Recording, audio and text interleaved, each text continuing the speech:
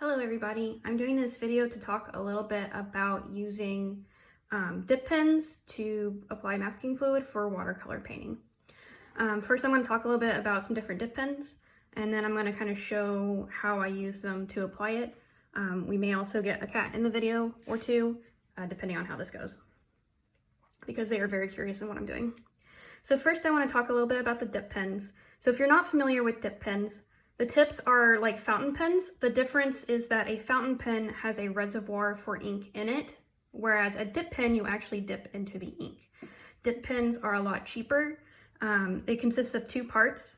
You have a handle and then you have different nibs. A handle you can get for less than $10, and then the nibs, depending on the kind, you can get just for a couple of bucks.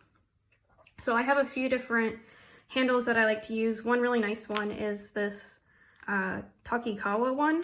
I like it because it has a cover that goes on it, and it also has this nice soft grip. And it's the kind that it has these circles inside of it, and you just put the nib in there and it's nice and easy. I also have a couple of other ones. This Nico one, which is wood, has the same kind of circle. This one is a speedball one, and it's plastic, and it's the same kind of holder. I also have this wooden one that I forget the brand. It's a little bit different on the inside. It's got these sort of metal springs, and you just put the nib in a similar kind of way. For the tips, there's a whole bunch of different types of tips you can get. They have different sort of like fineness. They also have different amount of flex to them. So here's a tip here. If you can see, when you press on it, it's going to flex out a little bit, and that will help you get some fine lines that you can then put a little extra pressure and get some thicker lines. That's a little bit harder to do, but it is possible. With the masking fluid, that's going to be a little bit more challenging, but with some practice, it's something you could do as well. One I really like to use is this guy that looks like a hand. He just seems really forgiving and is nice to write with. When you are writing, you will find that with watercolor paper, since it's more textured, it may be a little difficult. Usually I find when I'm pulling towards me, it's fine, but when you're pushing with these, you may find that it catches. So you may need to make sure that your strokes are always pulling away, depending on the nib that you use. But there are some nibs that are a little bit rounder on the end and are a little bit more forgiving for moving across the paper. As you can see here, I just have a collection of a bunch of different nibs. And again, you can just search on the internet and see what's available. Different nibs will hold more ink or less ink, and they'll have different levels of pressure and different amounts for how fine they write. But for applying masking fluid, just a really simple nib is good. Like I said, this little hand guy seems to treat me well, so I like using him a lot. I do have some other nibs, which are more for calligraphy. So you'll see that they have very wide tips. They also have this little reservoir clip thing on it that helps it hold a lot more ink. I think you could probably use these with masking fluid, but you're gonna get a lot of masking fluid gunking it up. So they'll probably just be a pain in the butt to clean, but the masking fluid shouldn't harm them.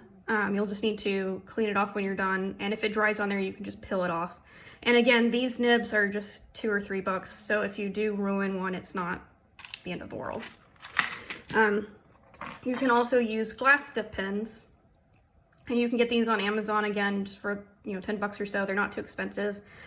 These ones have these little ridges which hold the ink, and then a really fine tip to write with. They're pretty easy to write with, even like pushing in either direction. They're not too bad. The tip's really hard, so it kind of takes the watercolor paper pretty fine, even if it's more textured paper. The only thing with these ones is because it's glass, the tip doesn't flex, and so you'll always get a line of the exact same width. But for applying masking fluid, that's fine. The only issue you may run into is if your masking fluid is drying on here, it's gonna gunk up these grooves, and so your masking fluid may not flow as well. The same thing can happen with the dip pen. All you need to do in that case is just wipe it off. Another tool that people like to use with masking fluid is this ruling pen. So what this is you can adjust the width by turning this wheel, and so it gives you a bar of a certain width to write with. And when you dip this in the masking fluid, it fills up, and then you can draw straight lines with it. This works pretty well too.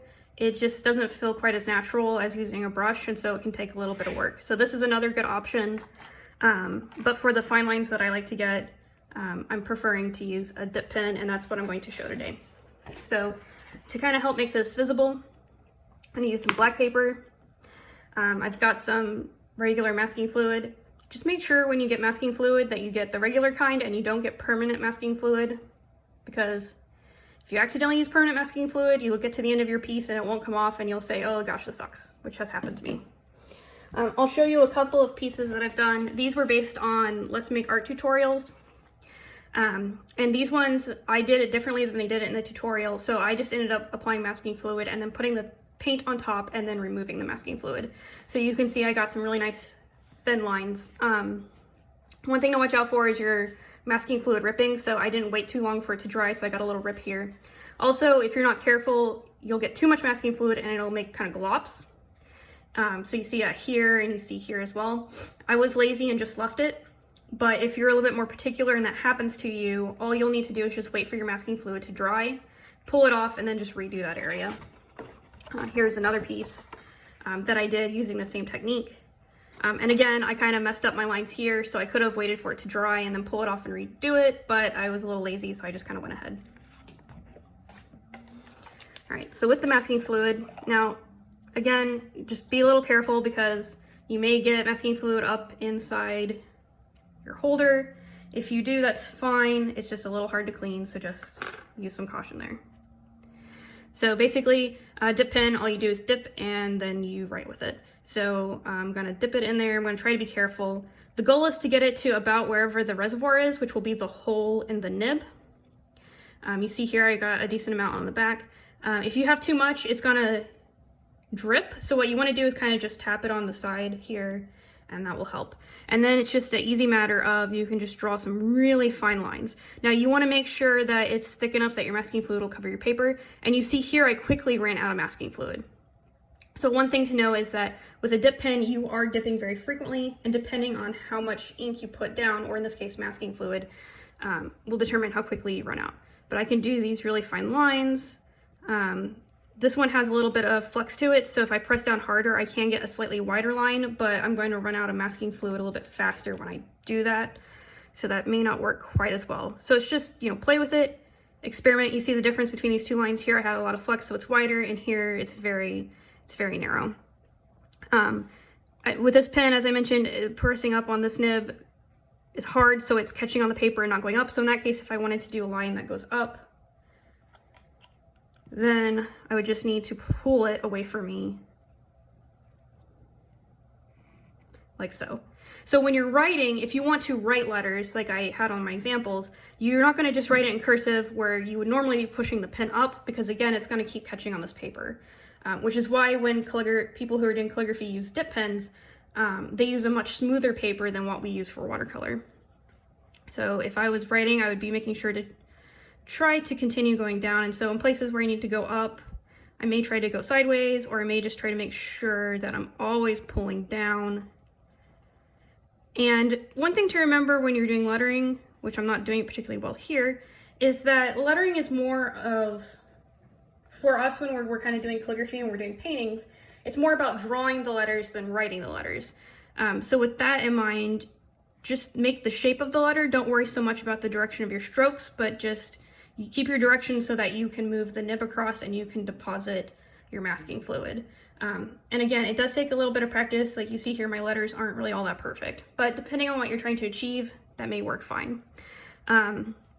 If you want to do fine lines, like for example, let's say you're doing a watercolor painting where you want really fine whiskers, and a lot of times maybe you're using a bleed-proof white or some other opaque white paint to apply whiskers afterwards.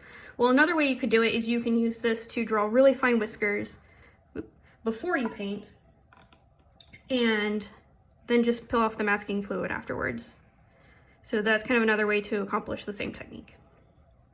Either way though, you can get some really nice fine lines with this. It just does take a little bit of practice. Using the glass one, again, it would be the same sort of thing. You want to make sure you don't have too much on there so it's not dripping. With the glass one, it's a little bit more forgiving in the direction you go. Although you do see I got some glops here, but I'm able to just kind of move around a little easier. I do find at first with the glass pen, it's a little harder to get an even flow, so you may want to practice on paper other than your final project paper, just to make sure that it's flowing the way that you're expecting. And another thing too, like I mentioned earlier, each time I do this, I'm kind of just tapping on the side. If I don't tap on the side, then what's going to happen is I'm going to end up with this big goop, and that's not going to look so good. If this happens to you, don't worry about it. Just let it dry, and then once it dries, you can just rub it off, and then you can reapply the masking fluid, and that's fine. Now that it's drying, you can't really see where I've put the earlier marks. Please do keep in mind with your masking fluid that you want to make sure it completely dries before you apply your watercolor paint. And then make sure that your watercolor paint completely dries before you remove the masking fluid. If you don't wait and the paper is still a little bit wet, that's when the paper tends to tear a little bit more. I'm very impatient, so I have that happen to me a lot. Whenever your painting is dry and you want to remove your masking fluid, you can just rub it to remove it. And that's an easy way to get it off without scratching up your paper. Another good way to do this is there's something called a rubber eraser, and it's not an eraser that's meant to erase pencil marks, but it's specifically for removing masking fluid. And you can rub that just like you would rub your fingers on the painting, and it attaches to the masking fluid quite well, and it pulls it up. So that's another good thing. Just real quick, we'll go ahead and just do this with the ruler as well, the rolling pin. So again, with the rolling pin, it's similar where you're sort of filling up this reservoir, and then you just drag it across the paper. My problem with the rolling pin is just what you saw, that like I'm trying to fill it up, but I also don't want it to have too much on there. But if you get it right, you can get nice wide lines of an even consistency. So that's one thing where the rolling pin will help you, is if you want to make wider lines and you want them to be nice and even, it can give you that. The nice thing about all of these tools is you see they're covered in masking fluid. Not a problem. Unlike your brushes, this isn't going to ruin these tools. You can wipe them off while they're still wet, but even if it dries on here, all you have to do is just peel it off and your tools will be fine. Do make sure you take good care of your nibs though. While the masking fluid shouldn't damage them, you don't want to just leave them soaking in inks or masking fluid for too long. It can just degrade them a little bit quicker. But again, these are a couple bucks, so if you do ruin it, it's not a big deal. Thanks guys for watching, and let me know if you have any questions.